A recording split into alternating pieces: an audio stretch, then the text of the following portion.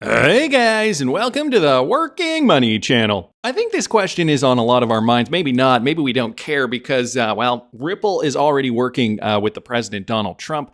The stage has been set, so to speak. But some people have been asking, how is Ripple able to work closely with Trump while still being sued by the SEC? I mean, just for interest's sake. No, the case has not ended, not technically at least. Under Trump's Strengthening America Leadership in Digital Financial Act, a temporary relief is offered to fintech companies to sign a memorandum of understanding to sign deals, issue tokens and coins without pushback from any U.S. regulator.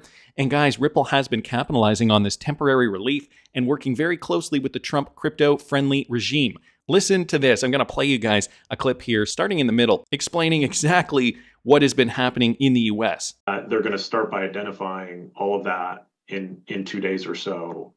Within 60 days, each agency that's on the working group is going to submit recommendations with respect to whether any of those items that have been inventoried should be rescinded, adjusted, modified, or adopted into a regulation. So that's at 60 days. And then at 180 days, the working group's going to submit a report to the president. It's going to outline a bunch of recommendations for essentially a broad regulatory and legislative approach to digital assets. I think what she says, costs and burdens on companies that are still in this space. So although it's obviously a different tone, I think it's not one that suggests there's not going to be some activity here by the SEC.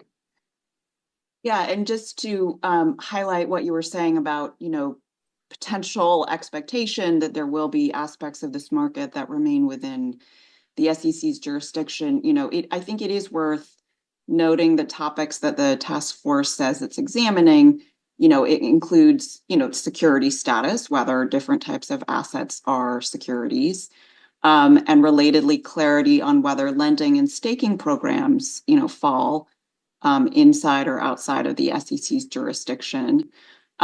Temporary relief for coin and token offering. Did you hear that? Temporary relief. Listen to it again. Is part of what is mentioned in the statement. Temporary relief for coin and token offerings is part of what is mentioned in the statement. It's possible to read that and the possibility of providing certain exemptive relief for offerings under certain circumstances while requiring certain disclosures as kind of referring to the fact that, there very well could be SEC jurisdiction here. So there has been some temporary relief for, some of these companies, Ripple being a big example of that. And Mr. Mann just pointing that out here in a clip that he did for his show. So wanted to thank him for providing us with that information. The SEC is trying to work very hard to stop the mayhem, the chaos, the madness that was the Gensler regime. Good morning, Crypto here posting this. SEC Chair Mark Uyeda explains the end of several crypto cases and the future of U.S. regulation. All non-fraud cases have been resolved. Well, we're still waiting for the Ripple case, but here we go. One step at a time. Mark Uyeda explaining what the SEC is doing now. Well, we have stopped the probes that do not involve fraud. They're involved what we call registration-only violations. And that means you didn't come to the government and ask us for permission before doing an offering. Now, the reason we did that is because on day one of the Trump administration, I issued an order creating the SEC's crypto task force. It's something that we should have done years ago. We need to have a clear set of rules, particularly rules that establish whether or not something's even within the SEC jurisdiction. There's a whole legal structure. What is security? What is not? Right. We've not provided any clarity. Instead, for the last 4 years, we have pursued policy setting through enforcement actions. Now, my view is we set the rules. We tell people what the rules are. We expect them to abide by those rules. And then if they don't, we enforce. It's not the opposite way around. We don't hide what the rules are, hide our views, and only announce it ex post facto, which is after you've done something. There are so many in the crypto industry who've been asking for this clarity for years, and instead they get hit with subpoenas, they get hit with investigations, they get hit with court actions. So we're going back, we're engaging with the public, and that is one of the steps that we've made in addition to hosting roundtables, which we've just announced on this issue. We've created a public comment feedback form asking the public to submit their comments on how we should regulate crypto assets. Yeah, and I want to talk about that regulation. I'll get to that in a moment. But in terms of the rules and regulations, it was almost like the Biden administration was regulating through investigations. Just send out Wells notices. Start putting the scare into all of these firms, and then that's how you'll figure out what's going on. Tell us about the rulemaking that you changed at the Securities and Exchange Commission. There was a lot of climate change agenda rules and regs, right? Well, that's right. In addition to having, in essence, no rulemaking on crypto, providing no clarity in advance, we instead focused a lot of time on issues like climate risk disclosure.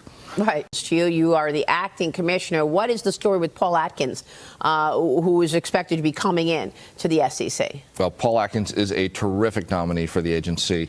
I'm so pleased that President Trump put him up. He needs to get a hearing before Senate banking and then get voted out, and hopefully we'll have him in shortly. Look at that. Mark Uyeda looking very excited that they'll get Paul Atkins in very shortly, saying that he is a great nominee for the position. Also discussing the fact that the SEC is changing now as we speak with a new administration in. Crypto regulations are front and center, getting down to business, getting serious about this instead of ruling by enforcement. So great news there, coming directly from acting SEC Chair Mark Uyeda. Wanted to thank Good Morning Crypto for posting that. Some more updates, guys, from Eleanor Turret here regarding the CFTC CEO Forum on digital assets hosted by the acting chair, Caroline Pham. That has just wrapped. The people who were in attendance. We've got Paolo Ardoino from Tether, Brad Garlinghouse, of course, from Ripple, Ivan Hodel from MoonPay. I'm just reading the Twitter monikers here. That's Ivan Soto Wright. And we've got Chris from Crypto.com, just to name a few. We've also got Heath Talbert, president of Circle, and Greg Tussar, head of institutional product at Coinbase. Some CEOs even brought additional attendees with them, including representatives from Ripple, MoonPay, and Coinbase. So guys, this is or a snapshot at least, of what a legal crypto framework is going to look like. These types of companies are really going to spearhead crypto adoption in the United States.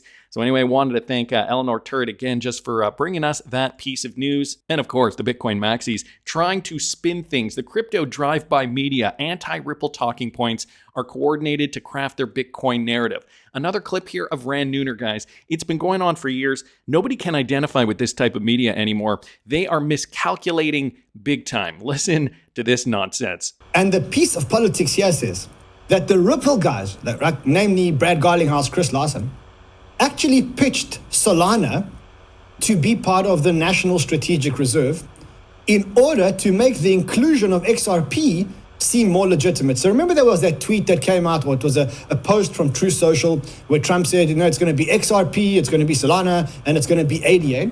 So there is speculation, and when I say speculation, I mean, I know Laurish, and she's been a long-time friend, and she was one of the first credible reporters in crypto.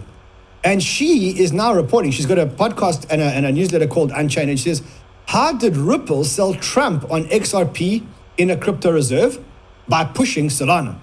So what she says here, it says, Ripple executives, including CEO Brad Garlinghouse and Chief Legal Officer Stu Alderoty, reportedly pitched President Trump to include Solana in the crypto reserve plan announced on Sunday to give it more legitimacy amongst the crypto community. According to two sources familiar with the matter, the inclusion of Sol also helped Ripple convey that it was advocating for a crypto reserve that included several American tokens.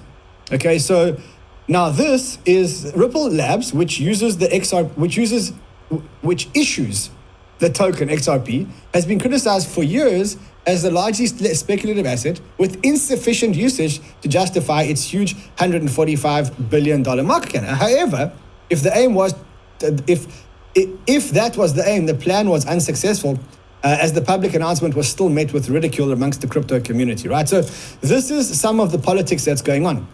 Ripple, or XRP, or Ripple, allegedly tried to pitch Trump the idea that we should have this all-American thing by saying you should add Sol. So these guys are suggesting it's a conspiracy, that the Ripple guys went to Trump and said, yeah, you better, add these American cryptocurrencies, purposely choosing an inferior one, I guess, in his opinion, Solana, so that the president would include XRP, Solana, ADA, and others. I don't quite buy it. I mean, when we do see photographs like this, and we do see guys like Brad Garlinghouse, at these important meetings, I think it's pretty basic to think that this is what's going on in the background. Anyway, that's just my opinion. I wanted to thank Digital Asset Buy for posting that. I mean, we got to know what the maxis are saying, though. I mean, in order to be able to criticize their arguments from an educated perspective. But Mike Manfield bringing this to our attention, guys. Ripple partner Finastra and I2C offer debit card issuance and digital wallet solutions for North American financial institutions. Now, Finastra has been a big Ripple partner for quite a while.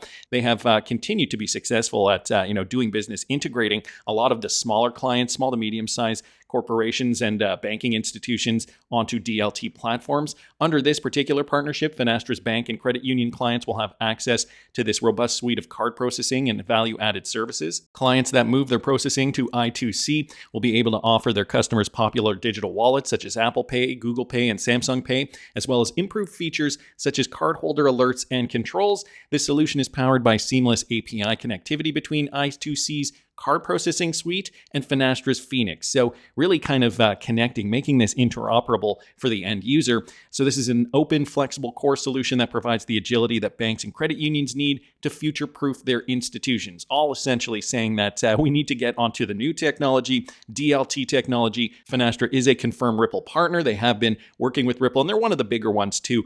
Finastra, Temenos, ACI Worldwide. I think there may be one or two others. But guys, these are the big guns, the big players, and they have been very successful at these types of integrations and have been doing them now since they've been partnered with Ripple. So almost a decade, I want to say, probably 7 or 8 years now. Anyway, wanted to thank Mike for posting that. Another great one from Mike here. Hex Trust receives major payment institutional license from Singapore. Now, for those of you guys who may not remember, Hex Trust, this was from back in 2023. Hex Trust supports Ripple and Fubon Bank in the HKMA's eHDK pilot program. So Hex Trust did join the consortium of partners supporting Ripple, the leading provider of enterprise blockchain and crypto solutions, and Fubon Bank. This is the pilot program that Hong Kong started just over a year ago. It had to do with tokenization, but also, I believe, a CBDC or a stablecoin for their jurisdiction. The HKMA has been preparing for a potential rollout of the eHKD, and in October of 2021, the HKMA published a technical white paper which explored the potential architectures and designs and operations of issuing and distributing this particular CBDC. And so this was in partnership with Ripple. Hex did support this. And now, guys, Hex has gotten this major payment institutional license in Singapore. So this was just from this week. The license authorizes Hex Trust to provide regulated cross-border money transfer services and digital payment token services. With this license, Hex Trust now offers a fully integrated solution, including custody, over-the-counter trading, and settlement, including fiat on and off ramps. Hex Trust received an in-principle approval for the MPI license in July of 2024. Securing the license from the MAS further reinforces Hex Trust's commitment to delivering fully compliant digital asset services to accredited and institutional clients. As a global fintech hub with rigorous related standards, Singapore continues to drive innovation in digital finance, making this license a significant step in expanding access to Hex Trust's regulated digital asset solutions. So there is the latest news there.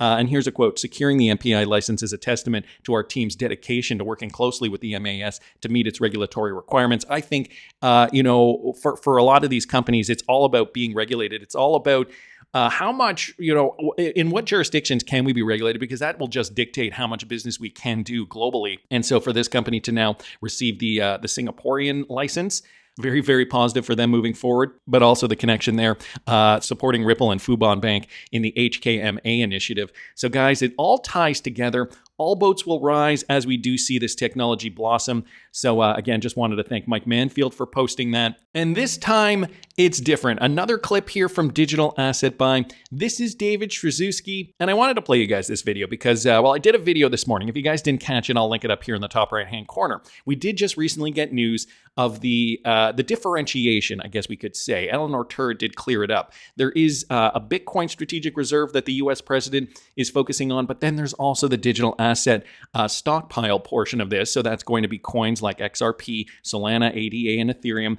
And the president, or David Sachs rather, did make a statement saying, we're not actually going to actively acquire any Bitcoin that uses taxpayer dollars. They made a very specific point to say it's going to be budget neutral. So it's not going to cost the US taxpayer any money. That is not to say that they're not going to continue to accumulate. And David Stryzewski brings up an interesting point here. So I wanted to just show you guys this clip. Listen to this. The strategic wealth reserve that's coming is going to be inclusive of Bitcoin. And then now we just got this big announcement on Saturday that also XRP, Solana, and ADA. And, and if you want me to mention a couple of things about those, I'd be happy to share that I think that there's probably going to be some big announcements coming up here on Friday, March 7th, as, the first White House crypto conference begins. And maybe there's announcements made about capital gains favorability with these type of assets, but this is an early stage moment for blockchain,